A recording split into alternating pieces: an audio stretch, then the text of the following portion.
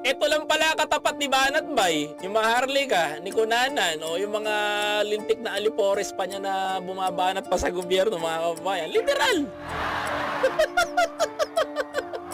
Lahat ng sinabi nito. Eto, magsasaka na yung nagsasalita. Hindi po to scripted. Magsasaka po yan nagsasalita, mga kababayan. Yo, tuloy natin. Di kayo ang magtaboy ng maya rito na bingi. Parang kayo rin mga bingi. Hindi nyo alam yung sitwasyon ng mga magsasaka. Alam nyo ba? Diba? Kahit malapit na to sa katotohanan, mga idol. Pwede pa rin tumapiste. Ngayon nga, inuubos ng maya. Yung maya ngayon, bingi. Parang kayo mga reklamador kayo. Wala kayong ginawa kundi magreklamo. At ang sisi ay sa presidente. Para sila nga talaga yan. Si Byron, si Banat Bay, si Maharlika, si mga kababayan, si Kunanan. Sino pa ba yung mga